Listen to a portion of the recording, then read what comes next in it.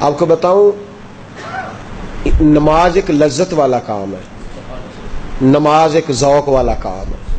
پتہ ہے بہت سارے لوگ بے چین کیوں ہیں؟ نماز وجود کی ضرورت ہے۔ جب لوگ نماز نہیں نہ پڑھتے، اللہ تعالیٰ نے وجود کے اندر روٹی کی خواہش رکھی ہے، پانی کی خواہش رکھی ہے، نیند کی خواہش رکھی ہے، تو جس کو رب نے پیدا کیا اس کے وجود میں عبادت کی جگہ بھی رکھی ہے۔ تو جب ہم سویرے اٹھ کے نماز نہیں نہ پڑھتے، اس کا مطلب یہ ہے کہ پھر ہمارا دن صحیح روشن نہیں ہوتا۔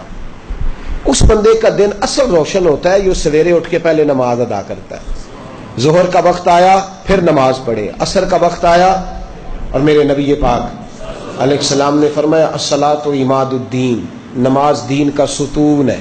ستون کا مطلب ہوتا ہے کہ جس پر چھت کھڑی ہوتی ہے۔ تو دین کی جو عمارت ہے نا، اس کی مضبوطی کب آئے گی؟ جب آپ کو ایک بات بتاؤں، پتہ کی اس کو یاد رکھنا، بے نمازی بندہ جو ہوتا ہے نا، بے نمازی، وہ دنیا کا سب سے بڑا بے وفا ہے اور سب سے بڑا ناشکرا ہے۔ آپ اگر بے نمازی سے وفا کی توقع کریں یا شکر کی توقع کریں کہ وہ کسی کا ساتھ دے گا، تو یہ زیادتی ہے۔ اس لیے کہ جس نے رب کے ساتھ ہی وفا نہیں کی، جس نے ساری نعمتیں دینے والوں کا شکر ادا نہیں کیا، تو وہ تیرا میرا کیسے کرے گا؟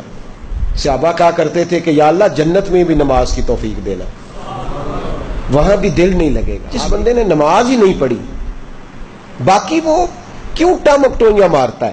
اصل روٹی ہے، روٹی ایک بندہ کھاتا نہیں، وہ سلاد بھی کھایا جاتا ہے، پانی بھی پیے جاتا ہے، چٹنی بھی استعمال کرتا ہے، تو روٹی کھا نہیں رہا، تو اس کو کوئی بندہ بھی کھانا نہیں کہے گا، کہے گا اس نے تو بس ایسے ہی۔ تو نماز معراج کا تحفہ ہے، اور دیکھو یار اس کی عظمت کو سمجھو، یہ وہ تحفہ ہے جو اللہ نے بھیجا ہے، اور آج تک مومن سمجھ ہی نہیں سکا کہ تحفہ اللہ نے بھیجا کس کے؟ نبی پاک کے ہاتھ۔ یہ چھوٹی بات ہے؟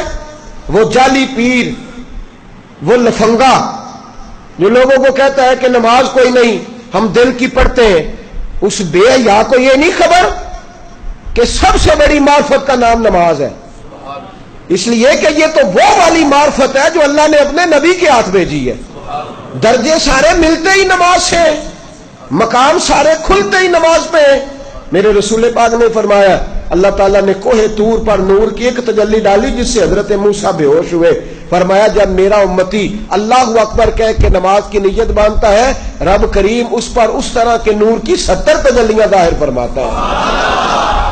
آپ یقین کریں جب اعلیٰ مقاصد کی بات ہوتی ہے تو میں ڈر جاتا ہوں۔ میں کہتا ہوں میں اس قوم سے کیا کہوں کہ جہاد کرنا ہے، افغانستان کے بچوں کو بچانا ہے جو ابھی تک نمازی نہیں ہو سکی، جس سے آج تک ہم نماز کی پابندی نہیں کرا سکے، وہ قوم دین کا بول بالا کرے گی؟ اب تو شرم آتی ہے کہتے ہوئے کہ نماز پڑھا کرو، شرم آتی ہے یہ لفظ ادا کرتے کہ ہماری ساری زندگیاں گزر گئیں، ہم ایک نماز نہیں پڑھوا سکے۔ ایک بات اور یاد رکھنا، جو مجھ سے زیادہ پیار کرنے والے لوگ ہیں، میرے قریب رہنے والے، اگر میں نے کسی سے نماز کا پوچھنا چھوڑ دیا ہے نا، تو اس کا مطلب یہ ہے کہ میں سخت اس شخص سے بیزار ہو گیا ہوں، اب میں پوچھتا ہی نہیں اس سے۔ کتنا کو بندہ پوچھے؟ جب بہت سارے کام کوئی بندہ چھوڑ جاتا ہے نا، وہ حضرت رومی فرمایا کرتے تھے جب تیرا کوئی محبوب تجھ پہ غصہ کرنا چھوڑ جائے تو پھر سمجھ لینا تیرا اس کا تعلق کمزور ہو گیا۔ جب وہ تیرے اوپر جتنا زیادہ جلال کرتا ہے، اس کا مطلب ہے کہ اس کا تجھ سے پیار اتنا ہی زیادہ ہے، اور جس دن وہ کہہ جائے نا نہیں اس نے نہیں سمجھنا، وہ چپ کر جائے، تو اس دن سمجھ لے کہ تو ناکام ہو گیا، تو محبت میں ہار گیا، خدا را۔ نماز تو حسن ہے دین کا۔ تو کیسے سویا رہتا ہے جب اذان ہو جاتی ہے؟ تجھے کیسے خیال نہیں آتا جب تجھے مسجد؟ تو بتا تو صحیح، اللہ کی دھرتی پہ رہ کے، اس کے آسمان کے نیچے اس کی روٹی کھا کے، پھر وہ جب سزا دیتا ہے نا تو پھر کروڑوں روپیہ دراز میں پڑا ہوتا ہے، پر مالک کہتا ہے بس سوائے دوائی کے کوئی شے نہیں تجھے کھانے دوں گا، کھا کے دکھا، کر جرت، کر ہمت۔ اس وقت خیال آتا ہے پھر لوگ اللہ تعالیٰ معاف کرے ہسپتال کے بیڈ پہ نیچے باندھ کے لیٹے ہوئے، کیا مطلب ہوا؟ جب تیرے پاس موقع تھا، جب تیرے پاس وقت تھا، تب تو نے کیوں نہیں پڑھی؟